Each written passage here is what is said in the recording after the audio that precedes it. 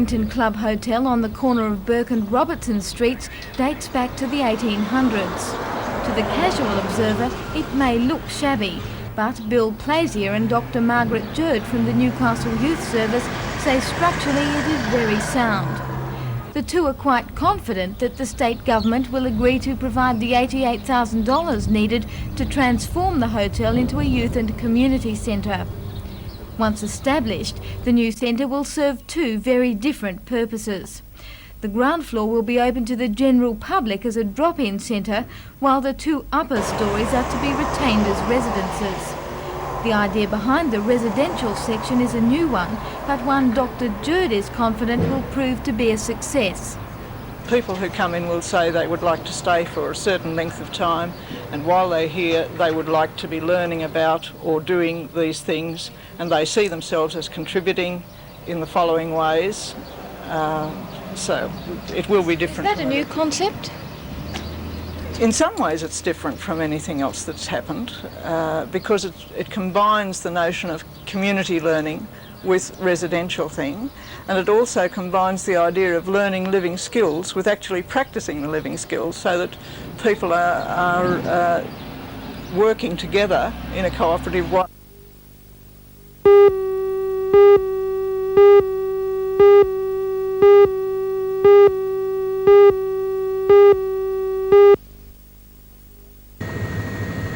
The French government has offered to sell the Australian Navy advanced nuclear technology for the project.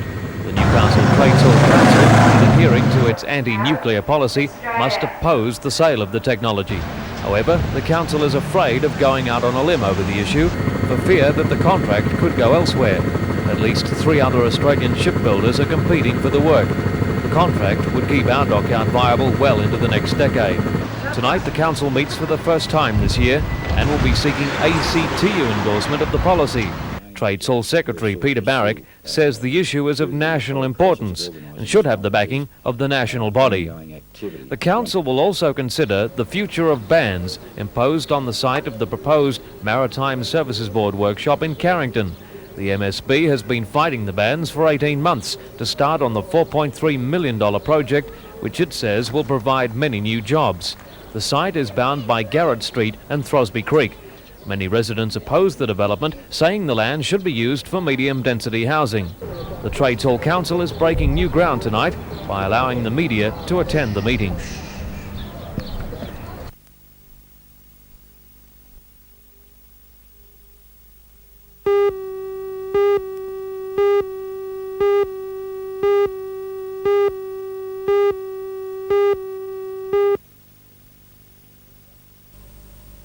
Good morning everyone, and welcome and a happy 1984, and believe me, it's going to be a much better year than we would have thought, say 6 or 9 or 12 months ago.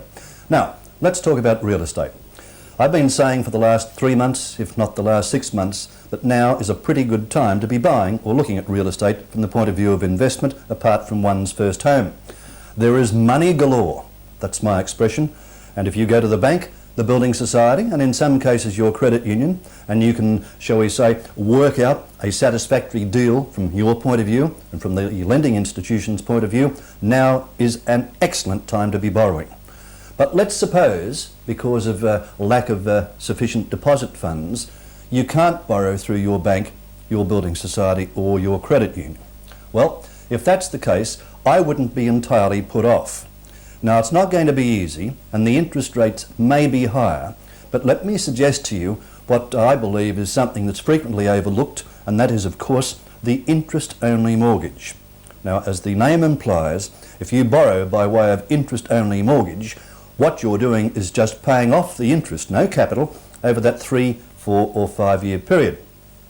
But you can put down even as little as 10% or 15%, I think would be a little better.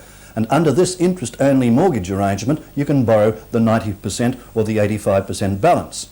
Now, by doing it this way, it could give you that 3, that 4 or that 5 years breathing space so that you can save some more money, and if necessary, you can then pay off the loan at the end of the 3 or 4 or 5 year term, or roll it over, as we say, or borrow through another source.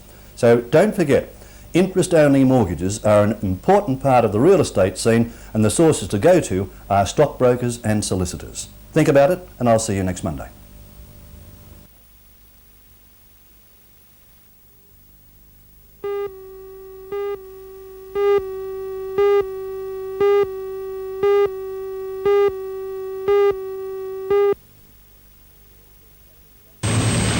Killed was Ethel Daniels of Grandview Street, Ballina. Police say she died instantly. 6 other people were injured in the smash about 10 kilometres south of Taree. It took some time to clear the road and traffic was held up in both directions. The accident took the state's road toll for the year to 41. A short time after, 2 people were injured in an accident on the highway south of Nabiac. And in yet another accident yesterday just north of Bulladila, 2 people received leg injuries when their car ran into the back of a stationary truck.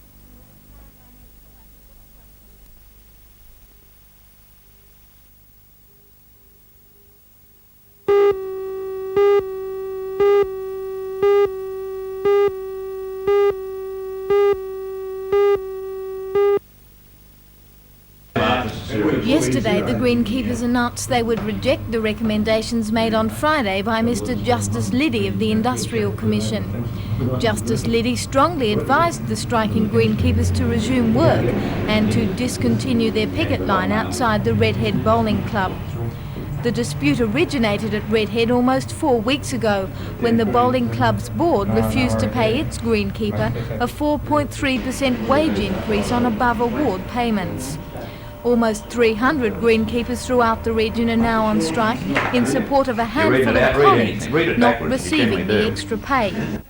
Australian Workers' Union delegate Mr Max Redding says the strike will continue until all greenkeepers in the region are paid the rise on over-award payments. And he has warned that the dispute could spread even further to involve bowling clubs throughout New South Wales.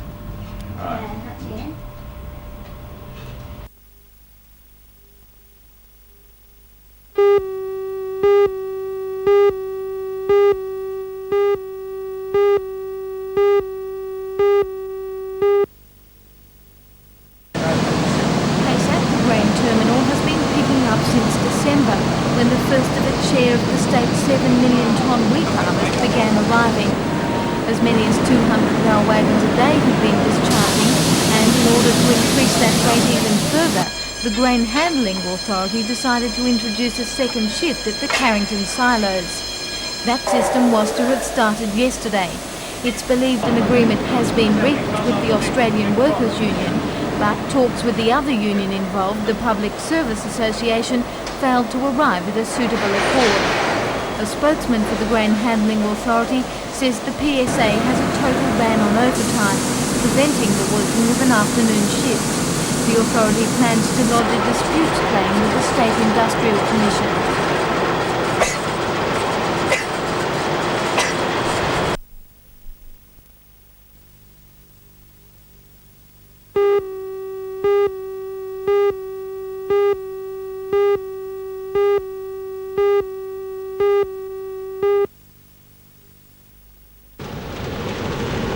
Port Stephens Council says its level of government funding for roadworks has fallen dramatically in real terms over the past 10 years.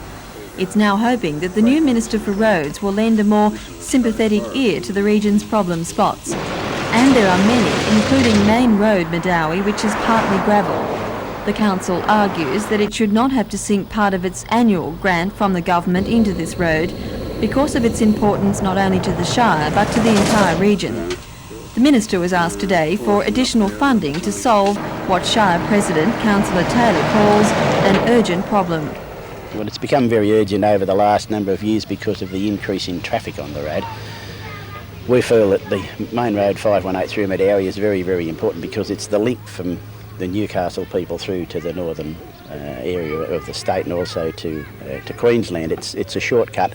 Many people would use it if the road were in a much better condition. I know the locals tend to dodge it and go around the long way because of its condition. The council has put forward a detailed submission to illustrate how its level of funding has dropped over the years. The submission also points out that most roads in the Shire are of light construction and totally inadequate for today's needs. The Minister was forced to realise that point today when he came face to face with gravel sections of Main Road, Madawi. The Minister was also taken along Main Road, Nelson Bay today, which is the Council's main priority road this year. Mr Paciullo's visit was more to familiarise himself with the area's problems than to hand out funds today.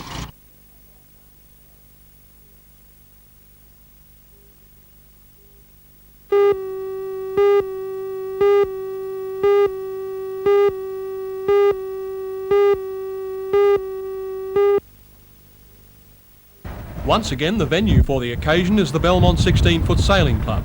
Today, producers, directors and crews from NBN began setting up the necessary equipment for the live telecast. 4 cameras will be used to maximise viewing. The huge auditorium, which can seat more than 1,000 people, will come to life tomorrow night. Tom Pearce, Ray Deneen and Lee Morn, along with guest speaker, former champion swimmer Lisa Forrest, will be up front to conduct Newcastle Sports' Night of Nights.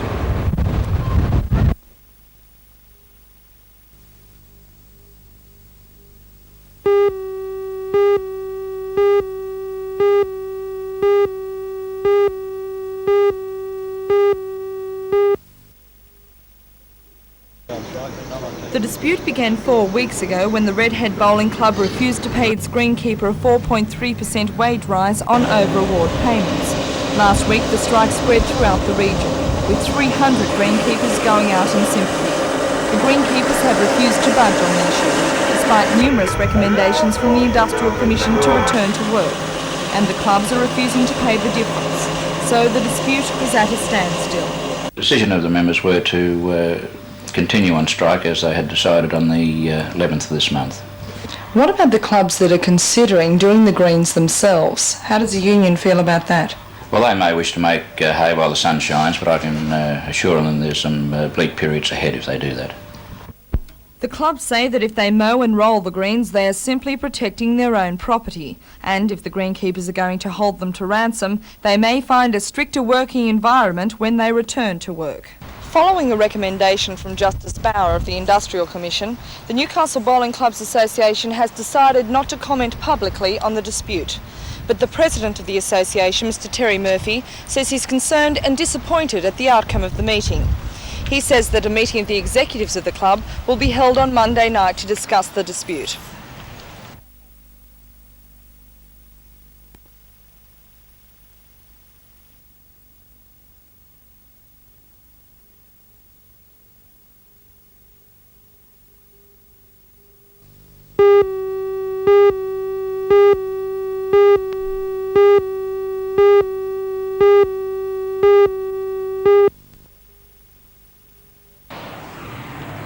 According to the firemen attending last night's fire, it was a spectacular sight. The clean-up began today, but there was very little to salvage. The alarm was raised at about 10:30 last night, and minutes later when the brigades arrived, the fire was climbing towards the tin roof, burning with blast furnace intensity. The clothes and furniture in the shop proved to be a good fuel for the blaze and made the firefighters' job difficult. Stations from Merriweather, Newcastle, Tyers Hill and Hamilton worked on the fire for more than an hour before it was brought under control. Detectives from the Newcastle Arson Squad are investigating the fire, but as yet the cause of the blaze is unknown.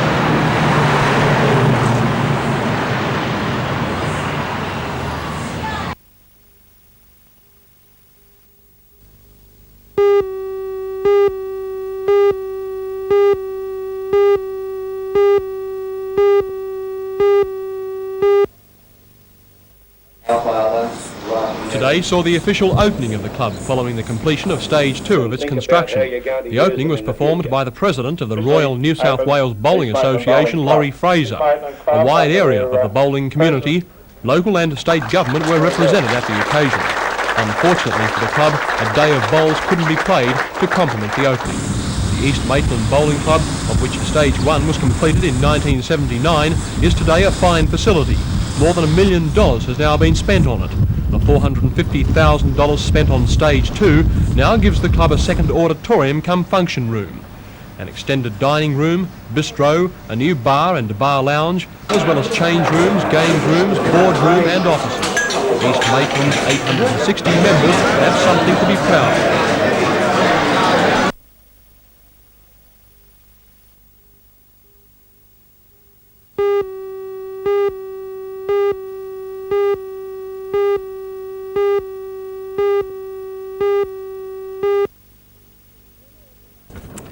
The winner of the 1983 I'll take that anyway.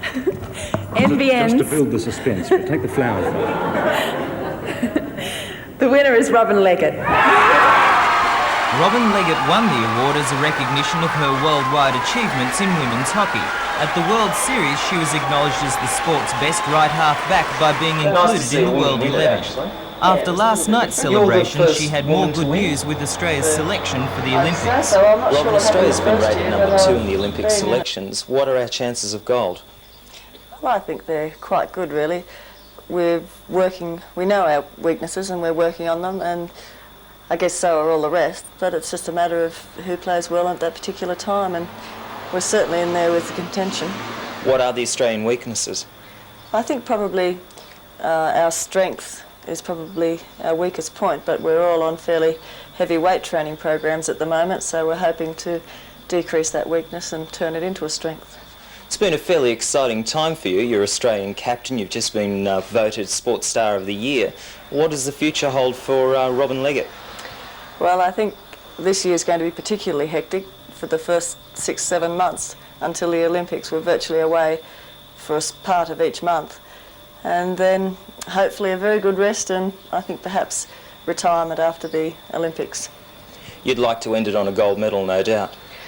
Well, I think any athlete would certainly hope that they could go out on the highest note they could, and a gold medal certainly would be that.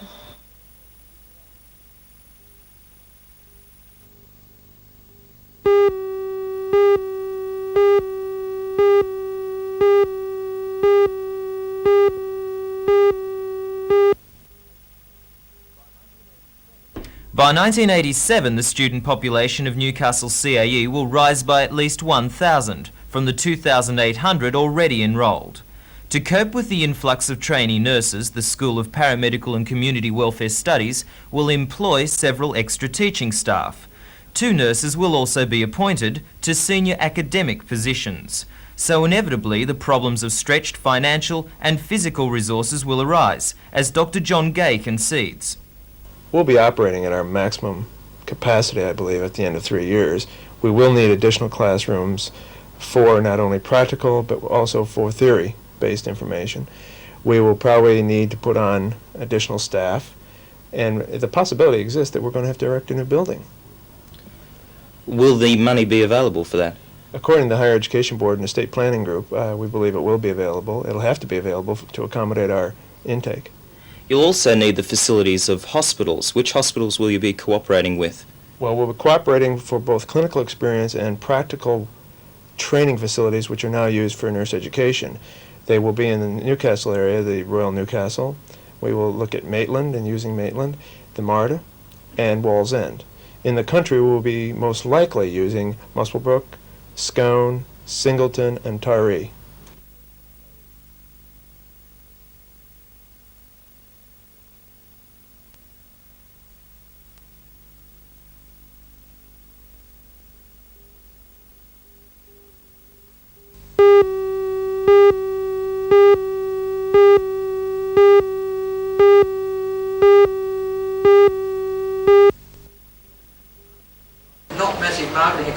The new office is on the gallery level of the Market Square shopping complex in the Hunter Street Mall. It will offer the full range of Medicare services, including the acceptance of claims for refunds. It will complement the operation of several offices of NIB in the area, which has been appointed an official Medicare agent. The opening today was performed by the member for Newcastle, Mr. Alan Morris, who included in his address a strong condemnation of the critics of Medicare, namely some doctors. I suggest that if your doctor is not prepared to bulk bill, then you should be prepared to consider changing your doctors. Just remember that the registration and licence and practice of all doctors is handled by the same body in New South Wales. They do not give second-class licences.